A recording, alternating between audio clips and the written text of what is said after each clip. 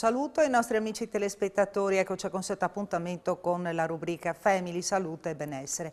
Oggi è il nostro gradito ospite il dottor Ezio Beltrame, che è medico di medicina generale e comunque è referente dell'ufficio distrettuale di medicina generale di Codroipo. Ricordiamo che Ezio Beltrame è stato anche assessore regionale alla salute e dobbiamo anche ricordare che nel 2005 proprio in Friuli Venezia Giulia, proprio il dottor Beltrame cominciò a parlare di aggregazioni funzionali. Bene, le aggregazioni funzionali sono diventate effettivamente operative dopo il decreto Balduzzi del 2011 e praticamente adesso funzionano per legge. Però il Friuli Venezia Giulia ha in un certo qual modo anticipato questo provvedimento a livello nazionale, dottor Beltrame. Intanto grazie per essere qua. Grazie a voi. Grazie a voi. Ma considerazioni che adesso non voglio parlare del passato, le considerazioni però che avevamo fatto quella volta, che si fanno adesso, credo che siano sempre valide. Il problema è quello di riuscire a fare dei passi concreti avanti e passare dalla teoria alla pratica. Quindi da una parte il medico non può lavorare da solo, bisogna mantenere la capillarità, la presenza su tutto il territorio, ma non bisogna che i professionisti siano abbandonati da soli. Quindi il fatto di trovarsi assieme dal punto di vista della formazione, dello scambio delle idee, della crescita professionale era una roba fondamentale. Poi c'era un altro problema, che non puoi lavorare da solo dal punto di vista organizzativo. Per cui il discorso della medicina di gruppo, di lavorare assieme in strutture con condivisione anche dei dati dei pazienti. Non puoi lavorare da solo senza altri professionisti e quindi l'idea della collaborazione più forte con i servizi di assistenza domiciliare distrettuali, della collaborazione, della presenza dei collaboratori di studio nei nostri studi, che l'abbiamo appunto avviata con l'accordo del 2005, che era una cosa quella volta lungimirante e diciamo in Italia veramente innovativa. Quindi tre considerazioni: che il medico non può lavorare da solo, bisogna mantenere la capillarità, ma riuscire nello stesso momento a far sì che i professionisti collaborino e dialogano e lavorino assieme ad altre figure professionali, dall'infermiere, fisioterapisti, collaboratori di studio, eccetera. Questa era l'intuizione che abbiamo cercato con atti pratici quella volta di mandare avanti, poi è arrivato il decreto Balduzzi nel 2011, l'obbligatorietà delle AFT, l'accordo regionale del 2016 e poi l'operatività negli anni seguenti delle aggregazioni funzionali territoriali. Un po' funzionano, un po' meno, come tutte le cose, perché il discorso, si vuole mantenere la capillarità, si sa che corre anche il rischio di avere in alcune zone professionisti più motivati e in altre meno. È un rischio che si deve correre, come la maestra a scuola, che trovi la maestra brava e quella meno, ma non importa, il sistema deve cercare di far crescere e per quello dico, quando si guardano le cose che non funzionano e si sottolinea le cose che non funzionano, non si è capito bene. Bisogna valorizzare le cose che funzionano per fare in maniera che tutti, dobbiamo puntare a essere tutti da 7, non qualcuno da 9 e altri da 4,5. Ecco, quindi l'idea che bisogna crescere tutti. Ecco, mi tolgo una curiosità, dottor Beltrame. Noi abbiamo ricevuto diverse segnalazioni per quanto riguarda l'impossibilità in alcuni casi di accedere facilmente, almeno questo accadeva negli ultimi mesi, di accedere facilmente appunto agli ambulatori medici, quindi le telefonate, bisogna aspettare e i medici di base dalla loro parte hanno evidenziato il fatto che non abbiamo tutti un'impiegata che ci possa dare una mano per smistare le telefonate, le ricette e tutte queste cose qui, insomma, che lavori sul computer.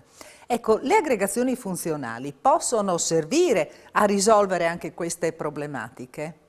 Non bastano. Non bastano. Queste erano le cose concrete da mandare avanti, no? Il discorso del collaboratore di studio si è fermato da anni ed era una cosa importantissima.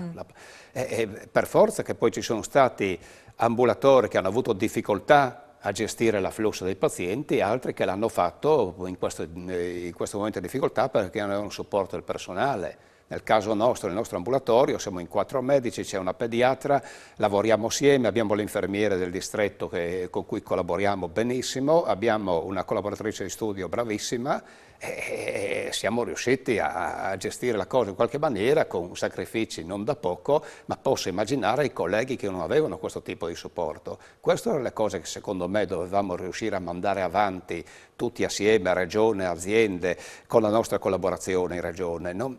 Invece purtroppo ci siamo persi a rincorrere i problemi, a parlare di sierologico per gli insegnanti e poi tamponi e poi vaccini, tutte cose importanti, per l'amor di Dio. Ma nella macchina è importante che funzioni il motore, avere la testa a posto e la patente giusta. Dopo gli altri dettagli, che la carrozzeria sia, sono cose che si possono in qualche maniera sistemare nel tempo. Invece qua purtroppo abbiamo rincorso i problemi, abbiamo dimenticato queste cose. Secondo me il discorso dei collaboratori non costava di più delle spese attuali per il territorio, assolutamente non portava ad un aggravio di spesa ed era una cosa importantissima per tutti gli studi che avrebbe portato ancora di più, fra l'altro, a lavorare assieme i medici, che conviene condividere, no? La presenza del collaboratore. Purtroppo questa linea di lavoro si è fermata e vedremo, ecco, di riuscire a riprendere. Senta, le USCA come hanno, perché in alcune zone dicono hanno funzionato, stanno funzionando bene, in altre non sanno a chi rivolgersi. Queste sempre segnalazioni che arrivano dal territorio, chiaramente. Secondo me è stata un'idea ottima. Sì. In un momento di difficoltà così, avere dei nuclei... proprio una necessità. Provare a pensare alle visite domiciliari, no? Sì. E in caso di riposo devi vestire in una maniera, per andare a domicilio in un'altra, in ambulatorio in un'altra, cioè... È meglio che ci siano 3 medici che si preparano vestiti in maniera idonea per la sicurezza propria e dei pazienti e vanno a domicilio. Io gestisco un'altra fetta di lavoro. Certo. E quindi è stata un'idea ottima che secondo me va mantenuta anche oltre la fase più acuta della pandemia, perché dovremmo recuperare un anno di cure un po' perse per molti cronici, scompenso cardiaco, il diabete, le pneumopatie, eccetera. Quindi abbiamo bisogno comunque... Intanto avremo ancora problemi col Covid di sicuro, ma comunque secondo me è bene che queste unità... Le dice non è finita? Quindi... Secondo me è bene che rimangano. Secondo, no, è stata un'opportunità per i giovani. No, ecco, non è finita secondo me. Non è finita, è stata un'opportunità per i giovani, le USCA. Per quello che riguarda me il distretto di Codroy, poi io devo dire non bene, benissimo. E tra l'altro vi stanno aiutando adesso, vi aiuteranno, le vaccinazioni, no? Abbiamo collaborato benissimo, in maniera anche molto coordinata, devo dire è stata veramente una cosa molto positiva, perché se no da soli non ce l'avremmo fatta. Ecco, perché dobbiamo dire ai nostri telespettatori che effettivamente nell'aggregazione funzionale di Mortegliano vengono somministrati anche i vaccini. Non è così in tutta la regione, c'è solo un altro esempio forse... Sì, non è così, noi ci siamo sempre prestati, abbiamo, quello dico noi, in questo momento forse serviva, no, degli indirizzi poi precisi, noi un po' col fai da te i rapporti in distretto sono ottimi, con la direzione del distretto, con personale infermieristico, eccetera, col Dipartimento di Prevenzione, per cui siamo partiti dando subito una collaborazione del Dipartimento di Prevenzione, poi siamo andati avanti da soli, noi medici di famiglia, con la collaborazione dell'USCA, e anche di un infermiere volontario e comunque del supporto del distretto, siamo andati avanti per fare una cosa che secondo me era quello il valore aggiunto delle vaccinazioni da noi, no? Come sta cercando da altre parti di fare negli studi dei medici di famiglia, no? Il valore aggiunto era quello di riuscire a drenare le persone più problematiche, con più difficoltà di spostamento o che avevano più problemi di salute della nostra zona. Invece il fatto di avere la prenotazione sempre centralizzata attraverso il centro di prenotazione, eccetera, ha fatto sì che purtroppo questo obiettivo non è stato sempre raggiunto. Per cui, cioè, se devo vaccinare un giovane che viene da 50 km di distanza, forse questo poteva andare anche nella tensostruttura o a Martignacco, no? Quindi il valore aggiunto che potevamo dare noi non è stato rispettato. Ecco, comunque insomma abbiamo fatto il possibile per aiutare la gente più in difficoltà, con grosse difficoltà. Ecco, questo problema della prenotazione informatica, che capisco, cioè noi abbiamo bisogno di una piattaforma unica che dialoghi poi col Ministero per la fornitura dei vaccini, eccetera. Forse modalità di prenotazione potevano essere studiate a suo tempo in maniera diversa tenendo conto di queste problematiche, no? Sì, sì, Perché quindi poi anche... chi ha più difficoltà è quello che ha più difficoltà anche andare in farmacia a prenotarsi o a telefonare al CUP, no? E abbiamo, dopo in qualche maniera abbiamo cercato di recuperare, ma rischiavamo di perdere proprio le persone che hanno più bisogno. Quindi sì, noi ci siamo scopo... messi per recuperare i nostri, la nostra zona, non per fare...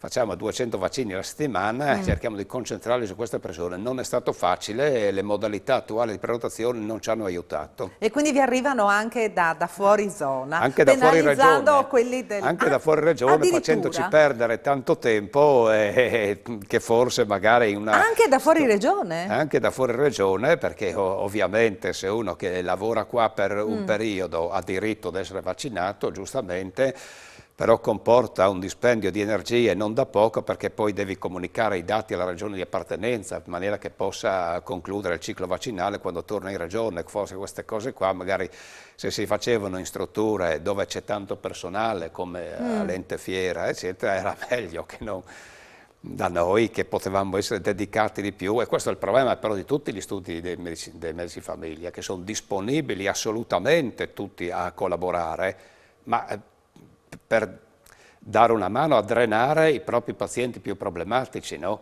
Il problema della prenotazione attraverso il CUP, eccetera, è che, dico, capisco che c'è un problema tecnico, adesso è troppo complicato parlarne qua, no? Però questo si sapeva che avrebbe creato un problema, no? Cioè, questo non è il vaccino antinfluenzale, c'è un problema di trasporto, eccetera, ma c'è un problema poi di comunicazione continua col Ministero, no? Che tu le dosi che ti hanno dato il Ministero non dimostri che le hai utilizzate, non ricevi le dosi previste per il mese dopo, no? Quindi capisco, no? Però lì forse qualcosina dovevamo cercare di fare di più. Comunque, insomma, cose vanno avanti, importante è guardare, dico, in positivo, insomma. Speriamo che con l'aiuto del vaccino, con l'aiuto di tutti, con un po' di lungimiranza si esca da questa situazione. Segnali positivi adesso ci sono, però dobbiamo sempre stare in guardia, credo. Dottor Beltrame, siamo già giunti al termine della nostra chiacchierata, il tempo è volato. Non posso fare altro che ringraziarla, magari vedremo, no, in futuro come andranno avanti, come procederanno queste aggregazioni funzionali, no? Che fanno un bel servizio. Bisogna sostenerle, no? Bisogna fare degli accordi in regione, eccetera, che possano sostenere. Le idee ci sono, ecco, per fare, e secondo me non sono neanche idee costose. E poi dalle aziende per consolidarsi avranno bisogno di un momento di saltare fuori da questa situazione, perché capisco, perché praticamente il percorso di costituzione delle nuove aziende derivate ancora non si è assolutamente concluso, quindi io vedo la direzione di ASUFC sicuramente si è molto impegnata, ma siamo ancora divisi in 3 aree, la Bassa, l'ex azienda 3, l'ex ASUIUD. E lì c'è bisogno di lavoro per unificare le procedure, allora andremo avanti anche con l'aggregazione, supereremo quelle differenze un po' alla volta che diceva lei prima, da qualche parte funziona, da altre meno, ma è così, è così. Bene, grazie per essere stato con noi, grazie ai nostri amici telespettatori per averci seguito, e noi con la rubrica Family, Salute e Benessere ci vediamo giovedì prossimo sempre alla stessa ora, arrivederci.